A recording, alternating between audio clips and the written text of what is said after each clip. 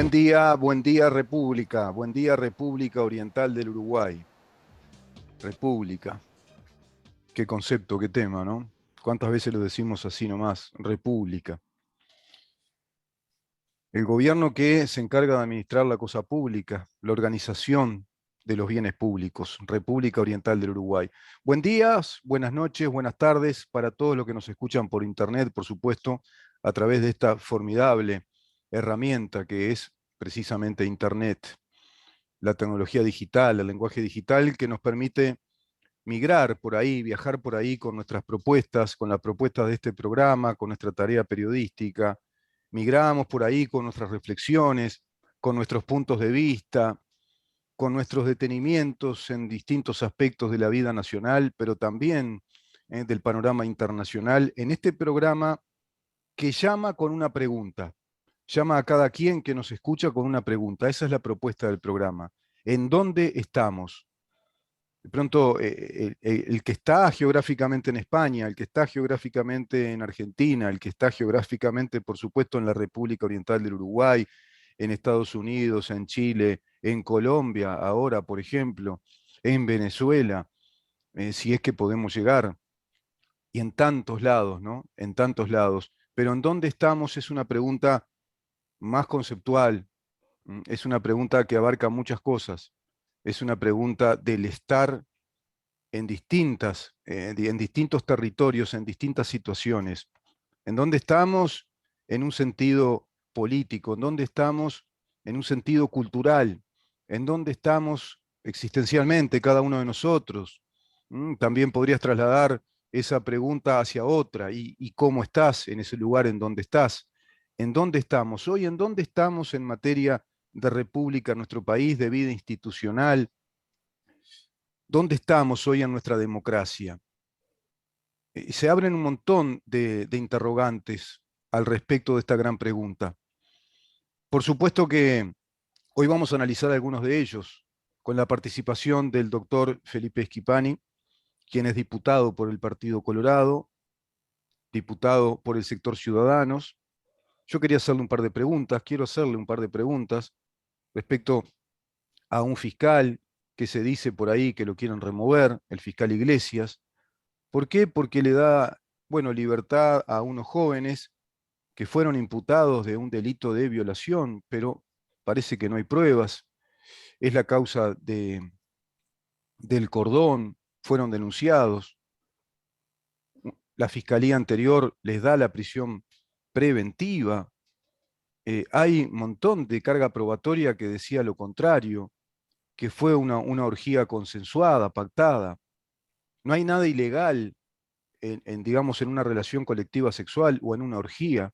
Lo ilegal puede estar en la violencia, en el sometimiento, pero si hay acuerdo de voluntades, precisamente nuestro sistema de derecho, nuestro sistema jurídico, nuestra democracia, contempla y ampara las libertades libres actuando en libertad sin dañar al otro. En ese caso, entonces, una expresión colectiva sexual no es delictiva, pero de esa expresión colectiva sexual surgieron problemas, bueno, una denuncia, una mujer que los denuncia, y aparece el fiscal Iglesias planteando que no se cumplió con las prerrogativas del debido proceso, con las garantías suficientes, y se aplicaron medidas cautelares a unos jóvenes, y esas medidas cautelares a unos jóvenes primarios, sin tener a ciencia cierta el juicio, no se abrió un juicio formal, no está la etapa judicial del debido proceso, por lo tanto, los deja en libertad, porque se está en un trámite administrativo. Pero parece que se lo quiere remover.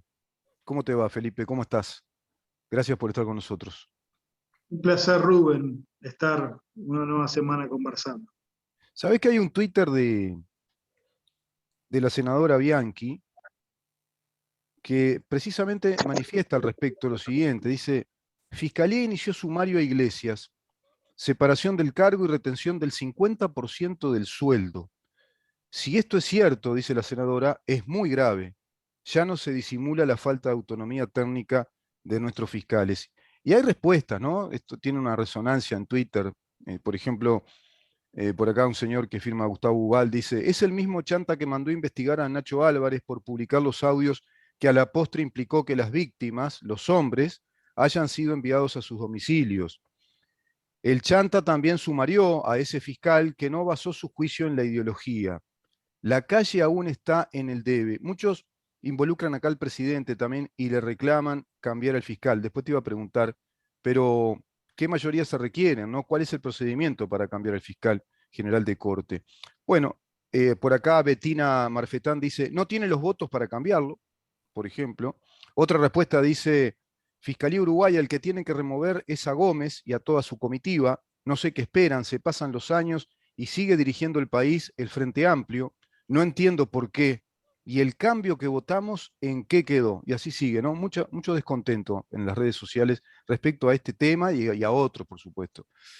Pero me gustaría saber, de algún modo, tu opinión, ¿no? Porque no podés tener una respuesta. No te compete tener una respuesta definitiva.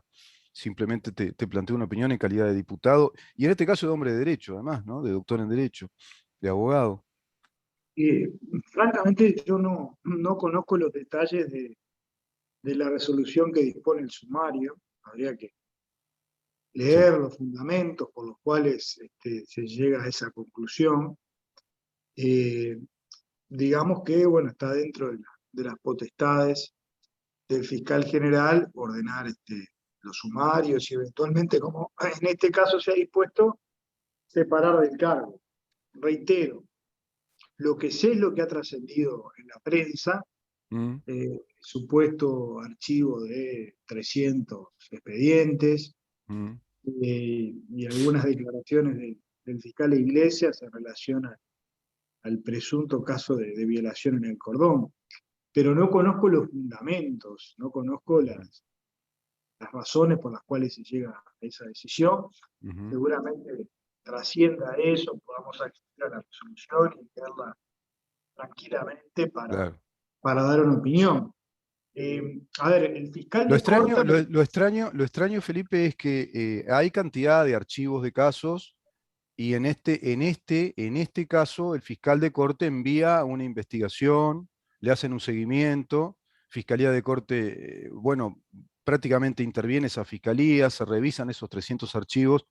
Incluso el ex fiscal Subía decía, se llegaron a archivar 900 casos o más porque es una cuestión hasta de sentido común, de orden, de que hay un montón de cosas que van quedando muy hacia atrás, se archivan para seguir hacia adelante porque no tienen prueba suficiente, no hay mérito, no hay indicio probatorio. Es decir, parece que es un mero trámite, no era una cuestión tan grave, pero acá hay una especie de, digamos, de cercanía especial, ¿no? A este fiscal por lo que ha declarado en la prensa, eso es evidente, ¿no? Y acá hay una conducta muy determinada del fiscal Gómez.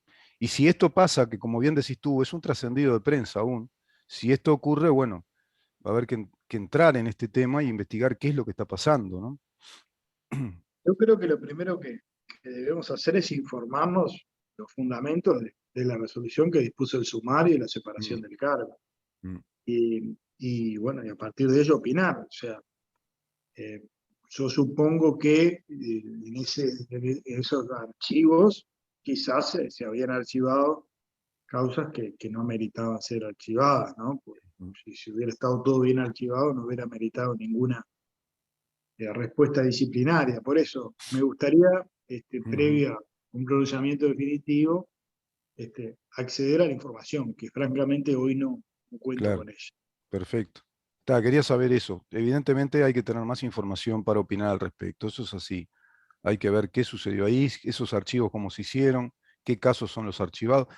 Saldrá un informe, seguramente saldrá un informe más detallado de parte de Fiscalía General también, ¿no? Y seguramente hablará el propio fiscal. Si esto efectivamente es así, o capaz que queda ahí en un trascendido de prensa y no se llega a ese extremo. También hay que informarse respecto a eso. Recién apareció este tema, ¿no?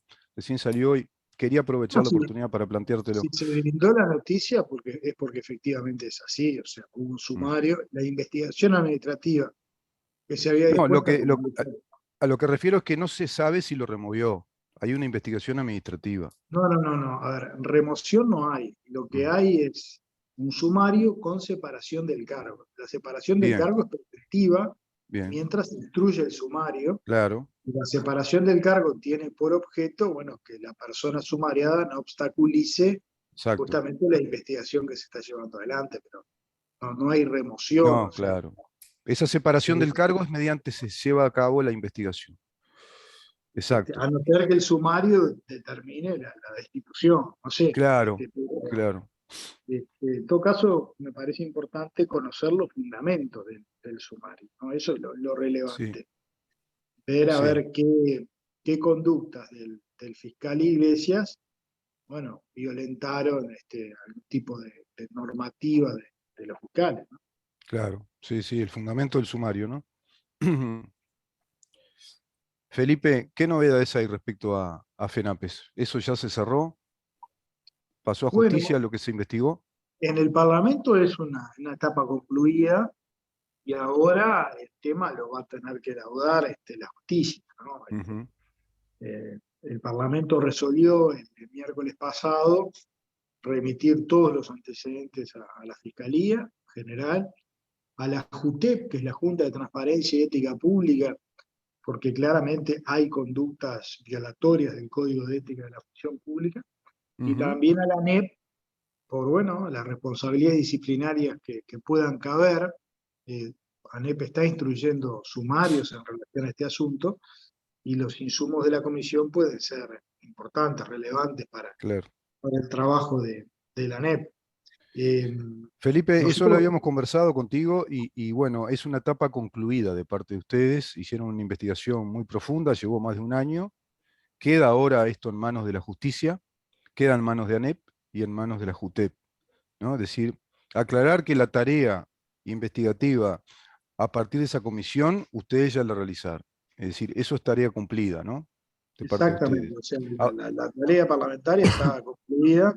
claro, Lo que sí no vamos a hacer seguramente en los próximos días es formalizar la denuncia penal. Vamos a hacer claro, una, sin perjuicio de que el Parlamento va a remitir los antecedentes, nosotros vamos a hacer una justicia penal, una denuncia penal sobre estos hechos. cuando decís nosotros, ¿a quién te referís? ¿Solo a ti Bueno, o en principio los miembros de la comisión de la comisión? investigadora, Bien, de van la a coalición. formalizar una denuncia. Perfecto, Esa. bien. Por acá tengo otro informe que tú me acercaste. Dice, acabamos de presentar un pedido de informes a la ANEP a raíz de las declaraciones del consejero Juan Gavito en relación a que en el periodo 2010 al 2014 el organismo no realizó aportes al BPS y que eso le habría generado una deuda de 2 millones de dólares. Entendemos que una situación grave y procuramos con el pedido de informes obtener más información. Según declaraciones del consejero Juan Gavito en relación al periodo 2010 al 2014, el organismo, es decir, la ANEP, ¿no realizó aportes al BPS?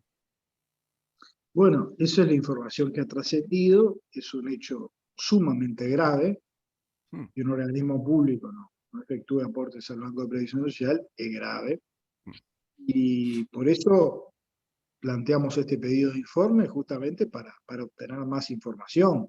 seguro, Es llamativo además que se haya prolongado durante tantos años, ¿no? A ver, puede haber algún mes que hubo un error de liquidación y se volcó menos de lo que debería volcarse, pero claro. durante 4 años que no se hayan hecho aportes de trabajadores. No, no pagas Entonces, sueldo durante 4 años en un organismo público, es rarísimo, ¿no?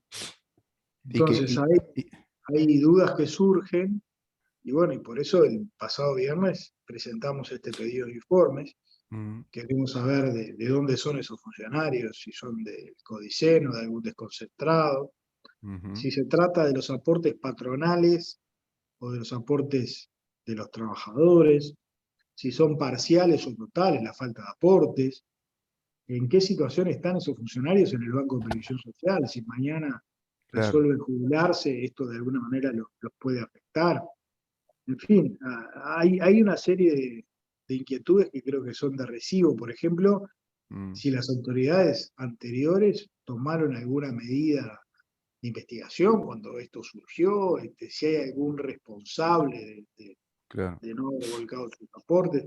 En fin, surgen muchísimas dudas y Una me gran parece pregunta, que, Felipe, es ¿de qué manera puede pasar desapercibido algo así, ¿no?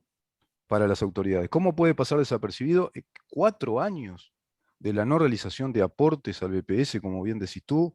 ¿Y cuáles son los casos? ¿En qué casos está pasando esto?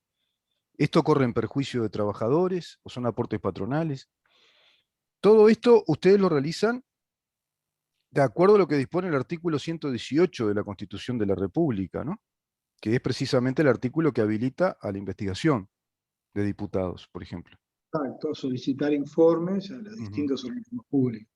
Sí, Vamos a esperar las respuestas que brinde la ANEP y eventualmente, bueno, si entendemos que hay una situación irregular, que claramente a priori la hay, bueno, tomaremos las acciones parlamentarias que entendamos oportunas, pero mm, es una situación muy grave, ¿no?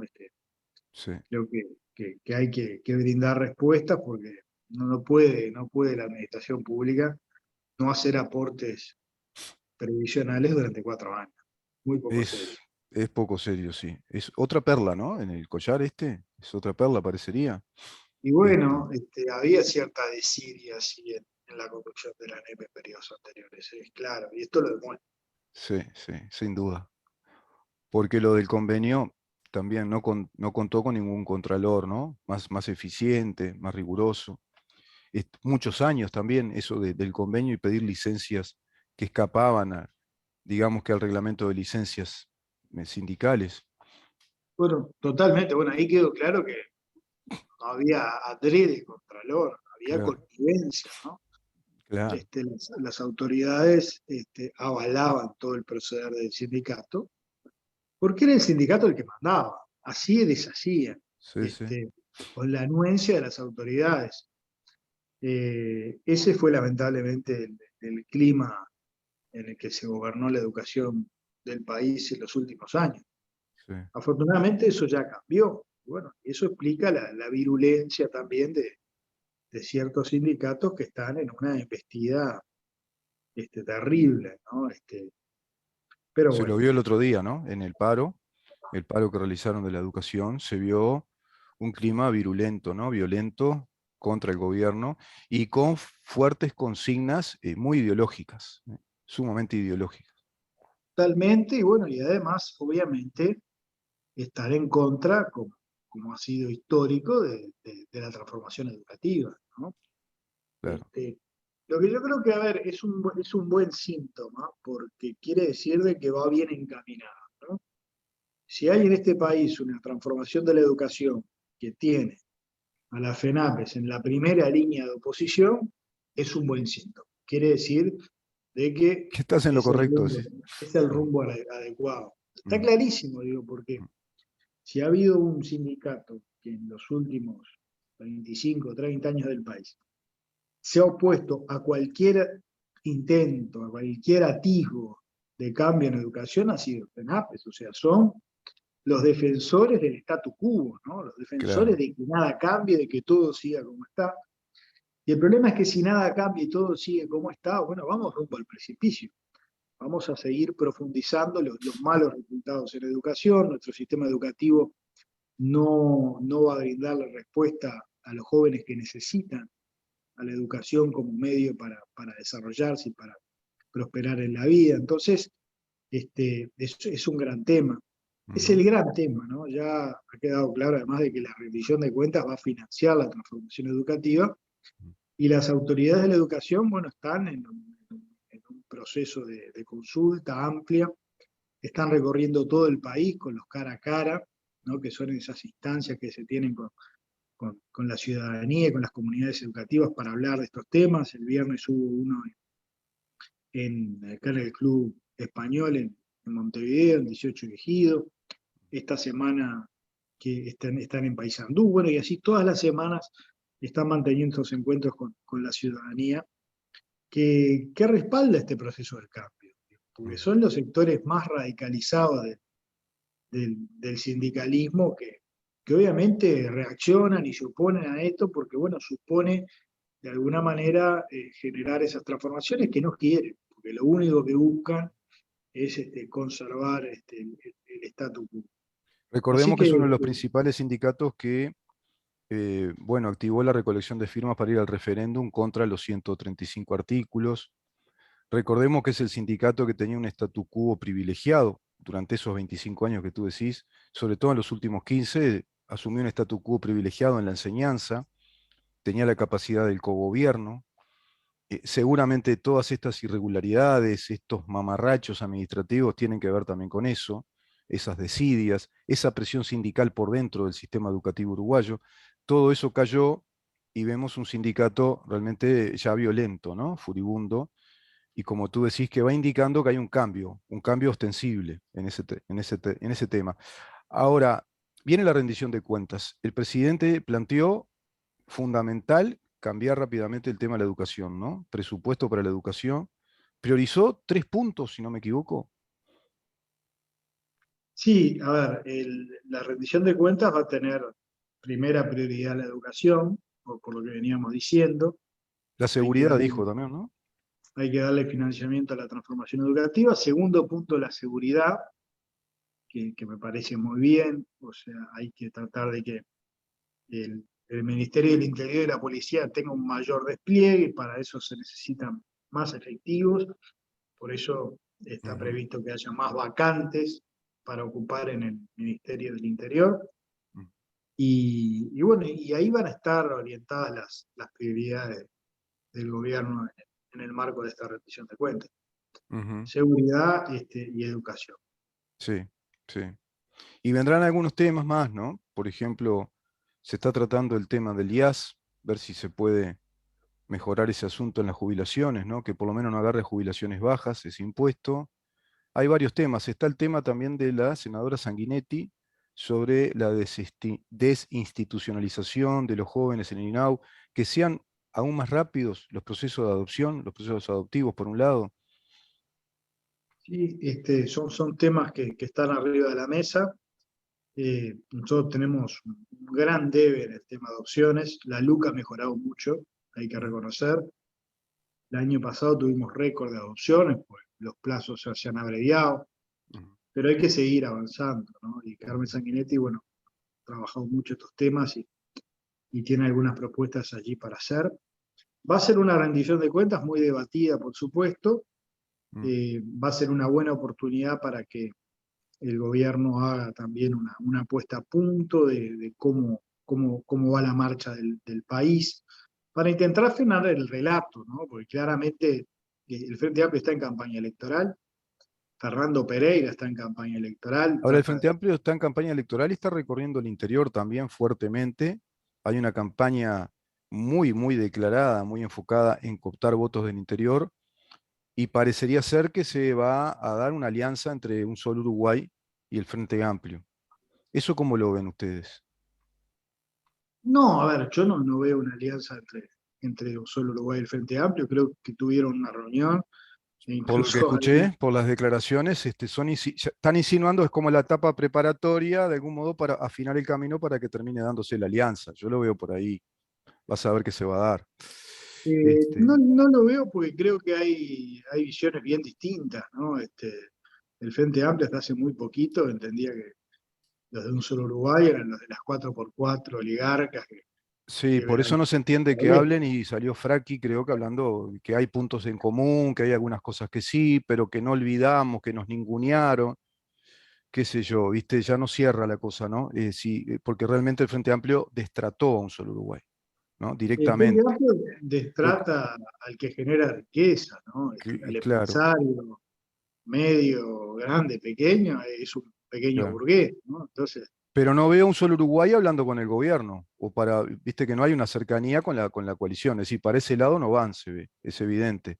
Ahora están en diálogo con el Frente Amplio, ¿no? Es sospechoso. no sé para Pero dónde bueno, van. Te soy franco, no, la verdad que nadie sabe mucho para dónde creo van. que sí, a ver, ellos se están discutiendo si se transforman o no en partido político. Sí, Y francamente creo que no hay espacio para un solo Uruguay, por el perfil del votante. O sea, el perfil del votante de un solo Uruguay es un perfil de votante del interior del país, y ahí tiene un arraigo muy importante el Partido Nacional, ¿no? mm, mm, Entonces, no, yo no veo margen, no veo espacio, y uno de sus principales referentes, porque la política no es solo conformar una opción electoral o un partido, es también tener referentes, candidatos atractivos.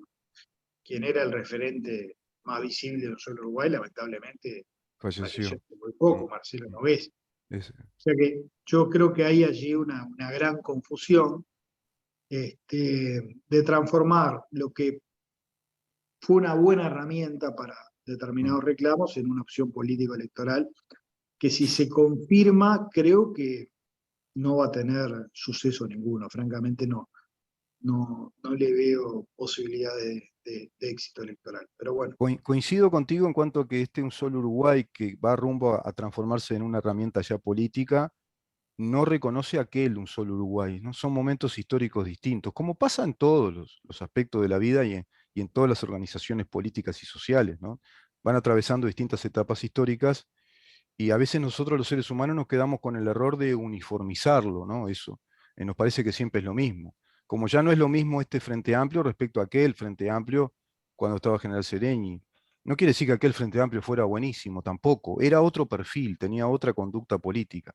Ahora estamos con otro Frente Amplio, ¿no? Radicalizado, por supuesto, hipervinculado a las estrategias del Foro de San Pablo, que son estrategias continentales, y un solo Uruguay, al margen de todo ello, está tratando de convertirse en un movimiento político. No, no era el tema, simplemente te lo quería plantear también porque hay, viste, conversaciones y han tenido reuniones, ¿no? Incluso con Fernando Pereira, que está recorriendo el interior. Quieren, Fernando claro, Pereira está en quieren campaña cooptar el electoral. interior. No, Fernando Pereira ya está en campaña como futuro candidato a presidente, ¿no? Queda cada vez más Bueno, evidente. quiere meterse en esa disputa entre Cose y Orsi, claramente. Claro, claro, claro. Pero el frente, lo dijimos el sábado, tuvimos una asamblea de nuestro sector Mm, y lo dijimos claramente, o sea, estamos en la versión más radicalizada, más virulenta del Frente Amplio, que todos los días se está oponiendo a todo, intentando generar un relato falso de que el país está muy mal, de que el modelo fracasó. El modelo que fracasó es el modelo que impulsó el Frente Amplio, mm, y el modelo que nos propuso el Frente Amplio en el medio de la pandemia, recordemos, ¿no? mm, El mm, Frente Amplio lo que proponía era cerrar la economía, ¿no? Que todo el claro, mundo se vaya para su casa, cerrar todos los comercios, que nadie vaya a mm, trabajar y que el Estado subsidie a las empresas y a los mm, trabajadores, ¿no? La sí. renta universal. Sí, hubieran Bueno, deudado cuánto nos hubiera costado eso? y hubieran pedido deuda Y, y deuda y sí, ¿cómo se hubiera reactivado la economía si los motores de la economía no se hubieran mantenido funcionando, ¿no? claro, claro. Afortunadamente hay problemas, sin duda, pero hay datos muy alentadores. El año pasado tuvimos récord de exportaciones.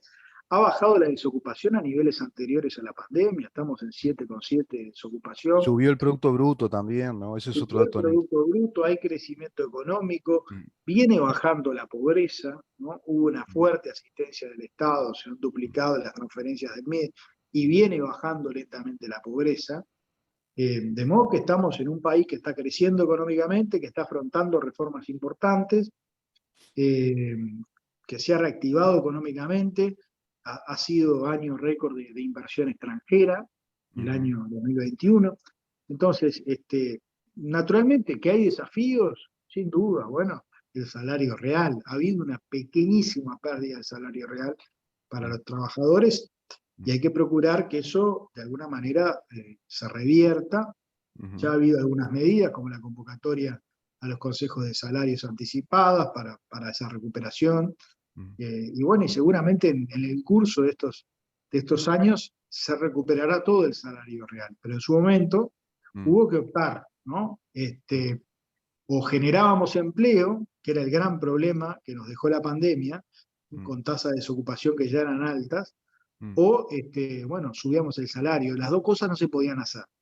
Y el mm. PIT-CNT entendió esa situación, ¿no? Más allá de que ahora digan lo contrario. Más o menos, la entendió. Mirá que Sin están. en la cortita, en la mm, negociación, en la mesa, sin mm, la prensa, sin los mm. micrófonos, la Ah, sí, entendieron. ahí sí, pero después cuando salen a dar el relato, que es donde importa, viste que no. Fíjate nomás Pero ahora estos son, todo el conflicto que le plantea el sindicato a Conaprole, ¿no? También, viste. Ese es otro además, tema, ¿no? hay que partir de la base de la situación en que recibió el país este gobierno, porque acá Felipe, le se plantea el nos- sindicato a Conaprole que hagan un ajuste salarial del 40% de todos los escalafones. Yo saqué la cuenta. Conaprole en el ejercicio del 2020-2021 tenía como presupuesto salarial anual unos 98.700.000 y pico de mil dólares. Imagínate que si le haces un 40%, redondeando en 99 me daba 126.600.000 dólares de presupuesto salarial junto a lo que tracciona de aportes sociales. ¿No te parece que es esa reivindicación que plantean, que evidentemente la plantean para el regateo? Viste que ahora se va a ir a Consejo de Salario. No estuvieron de acuerdo, se había convocado un Consejo de Salario, no estuvieron de acuerdo. Seguramente no se llega a esa cifra, dicen los productores que no pueden llegar a esa cifra, los productores que integran Conaprole. Recordemos que Conaprole es una cooperativa, ¿no?, de interés público, fundada en el año 34, que tiene participación del Estado, pero no es estatal, es pública. Y ahí hay un síntoma que me gustaría, pero estaría bueno tratarlo en la próxima, con más tiempo. Ahí hay todo un síntoma del comportamiento sindical, por un lado, del comportamiento empresarial y del gobierno, y cómo se triangulan esas relaciones y cómo muchas veces terminan fracasando porque hay un sindicalismo que pulsea y presiona ideológicamente, ya no es sindicalmente. Yo creo que ahí hay un debe del gobierno, no termina de analizar bien ese tema, y que ahí hay un brazo armado ideológico del Frente Amplio y del PCNT que está jugándole mucho esa partida al gobierno, ¿no? Trancándole el país. Fíjate, OCE, que sale a reclamar más trabajadores, ¿no? Otro tema, más trabajadores para el Estado, más presupuesto, como UTE hacía un tiempo atrás. Es tremendo eso, ¿no? Es Sin duda, tremendo. sí. Es la estrategia pinza, ¿no? Tratar de apretar desde lo sindical y desde lo Sí, político partidario. sí, Y bueno, sí. pero hay que contrarrestar eso, por eso tenemos que aprovechar esta rendición de cuentas para hacerlo, porque va a ser una rendición de cuentas con un foco social muy Sí, y importante. no veo ahí la inquietud de decir, bueno, vamos por una reforma del sistema sindical, ¿no? Que quedó ahí en el tintero, lo de la personería jurídica y voto secreto. Ni que hablar, el gobierno no tiene la voluntad política, por supuesto, de adoptar un cambio del sistema de relaciones laborales, ¿no? Que ese sería el gran tema, relaciones laborales libres, sacar esta colectivización negociadora reglamentarista, sacar eso, e ir a un sistema abierto de negociaciones libres, como plantea, por ejemplo, la Cámara de Empresarios, ¿no?, que plantea que sea bipartita la negociación. La empresa negocia con el trabajador. Y está totalmente en el marco del derecho laboral, incluso de los convenios internacionales de trabajo. Pero bueno, por ahora vemos que el presidente en sí, el gobierno, no lo ve como una estrategia viable. Felipe, yo te agradezco un montón. Conversamos, creo, de temas muy importantes. Se cerró lo de FENAPES. Viene ahora esta investigación que ustedes plantean. Muy importante saber qué pasó ahí, por qué 4 años de no aportes al BPS desde la ANEP. No sé si querés cerrar con algo. Sí, a ver, vamos a procurar tener más información, bueno, nos llama profundamente la atención estos hechos y nos llama Y lo del fiscal adicionalmente, también, ¿no? y Habría lo que... del fiscal, vamos a procurar obtener también información de la resolución que decreta el sumario para ver, bueno, cuáles son los fundamentos que se Mm, tuvieron. sí, sí. Lo comentamos la próxima semana. La próxima semana nos vemos, Felipe. Muchísimas gracias. Un Buena abrazo, jornada Beto. para ti. El Gracias, chau, doctor chau. Felipe Esquipani conversando con nosotros, diputado por el Partido Colorado. Vamos a una pausa y recibimos luego al diputado Gabriel Gianoli por el Partido Nacional. Quédense ahí.